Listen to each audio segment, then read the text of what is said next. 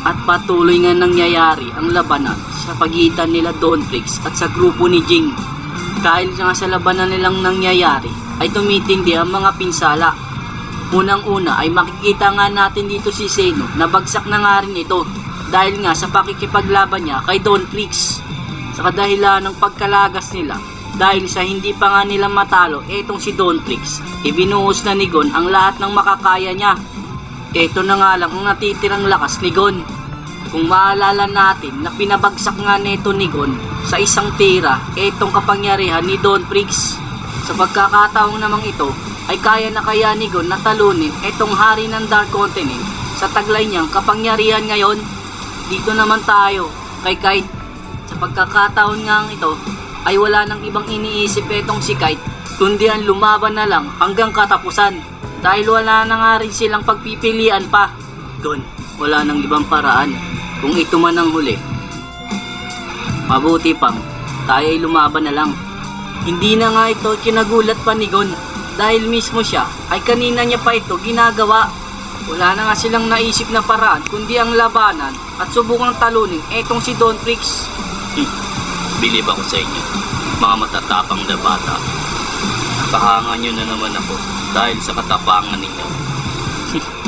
Kung hanggang dito lang naman ako, ilalabas ko na ang lahat na makakaya ko, ang lahat ng kapangyarihan ko bilang kemeraan. Banggit nga ni Kite. Hindi na kayo makakalabas sa lugar na to. Pasensya na, tatapusin ko na kayo. Yan naman ang sabi ni Don Prix.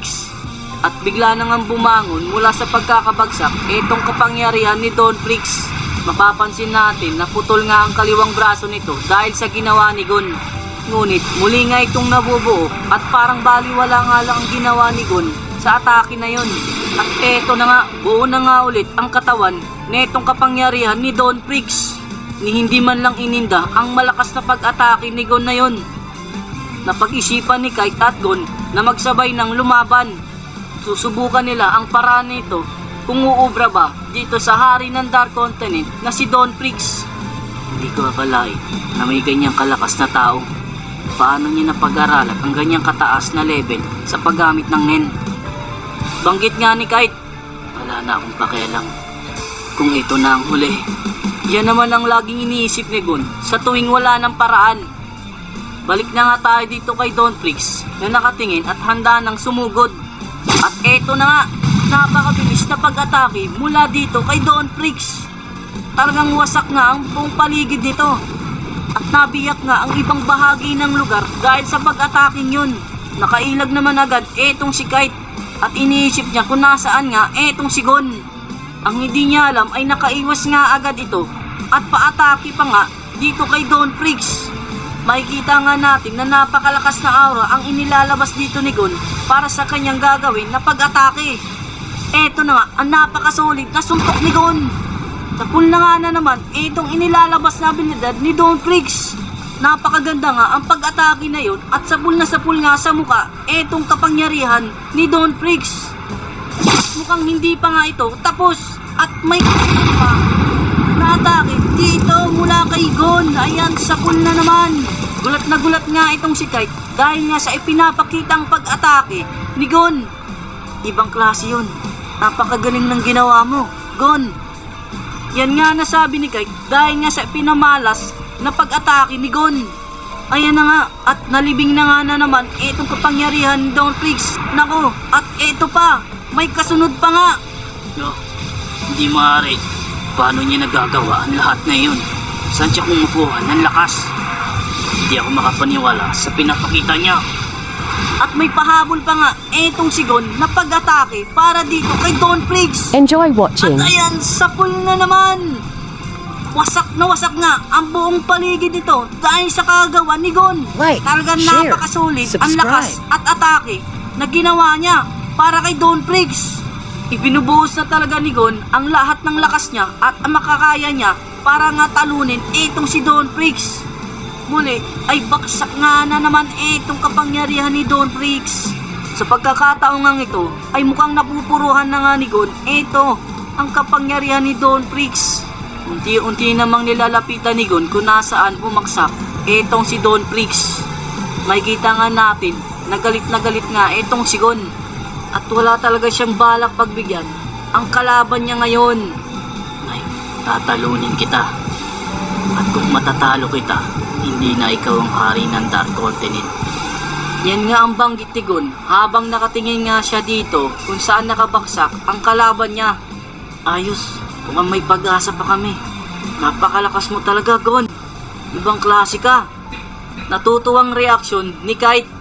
Balita naman kila Silva na makikita natin na wala pa nga ring malay ito.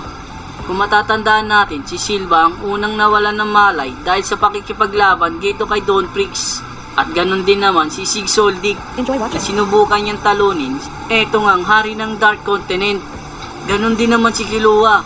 Nawalan din siya ng malay at napagod ng sobra dahil nga rin sa pakikipaglaban.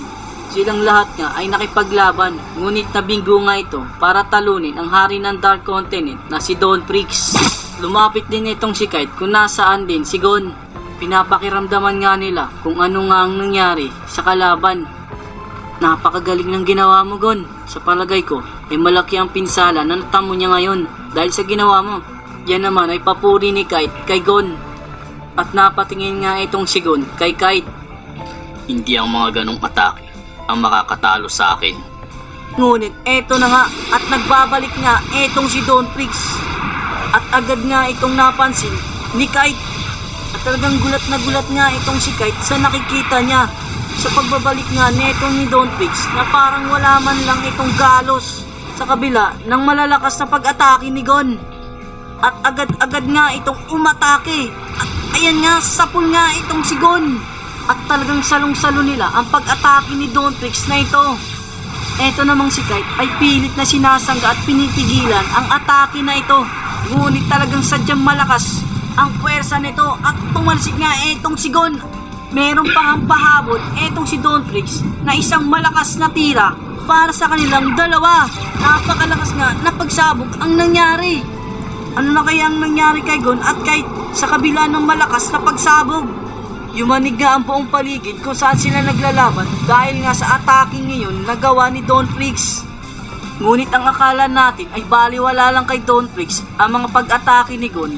Yun pala ay napupuruhan na siya sa malalakas na atake ni Gon na ginawa sa kanya.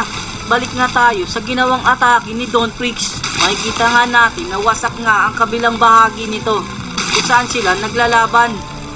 Kahit sa malayong bahagi ng Dark Continent ay kitang-kita ang bakas at matinding laban na nangyayari kung saan sila naroon. Balik nga tayo at makikita natin na gulat nga etong si Kite sa nangyayari. Hindi maaari. Ano naman ba ito? Gulat na banggit ni Kite. At dito naman tayo kay Gon na sa kabila ng pagsabog na pag-atake mula kay Don Prix ay nakaligtas nga ito. At agad naman napansin ni Gon ang nangyayari. Eto nga ang kinagugulat ni Kite. Mula sa malaki at malapad na katawan na abilidad ni Don Prix ay nagbago nga ito sa pagkanipis ng katawan. At wala nang ano-ano pa'y kumilos na agad etong si Kite dahil alam niya nga na hindi natatalo basta-basta etong si Don Prix. Kaya naman inilalabas niya na nga talaga ang lahat na makakaya niya. Nilalabas na nga ni Kite ang lahat ng kapangyarihan niya sa pagiging kameraan. Alam kong walang pag-asa, pero ibubuhos ko na ang lahat. At napatingin na nga lang etong si Don Prix sa ginagawa ni Kite. Ano naman kaya ang ginagawa niya? Ngunit ano pa man niya, hindi pa rin kayo magtatagumpay. At malakas na araw nga ang inilalabas dito ni Kite. Manda ka sa gagawin ko. Kaya Gon, may ng tamang oras. At may pinaplano pala silang dalawa ni Gon. At agad namang pumesto si Gon para sa gagawing pag-atake nila ni Kite. Agad na nga itong nag-ipon ng malakas na aura. Ngunit ano nga ba talaga ang kanilang binabalak? At inilabas na nga ni Kite ang kanyang gagawin. Ito ang pinaghalo-halong kapangyarihan ni Meruem at ng mga Royal Guard. At sabay binala na nga ito. At sinabayan naman ni Gon. At sabay nga nilang inatake etong si Don Prix gamit ang kanilang malalakas na aura. Napakatindi at napakasolido ang kanilang pinakawalan para lang dito kay Don Prix. Balik nga tayo dito kay Don Prix. Tignan natin ngayon kung hanggang saan ang kaya nyo. agad namang kumilos etong si Don Trix para sabayan nga itong atake ni Gon at ni Kite. At lumikha na nga na naman ito na napakalakas na pagsabog ang ginawa nilang sabayan na pag-atake. Ngunit sa kasamang palad ay natalo nga dito si Kite at Gon. Kahit na nagsabay sila, ay hindi pa nga rin ito umubra para kay Don Trix. Ngunit ay biglang may nagligtas nga dito sa dalawa. Napansin naman agad ito ni Don Trix. At walang iba, ito pala ay si Jing. Talagang napakatibay mo, Lolo. Karapat dapat kang tawagin ang hari ng Dark Continent. Sa ngayon ay yun lamang mga boss. Salamat sa panonood. At sana ay mahintay nyo pa ang susunod.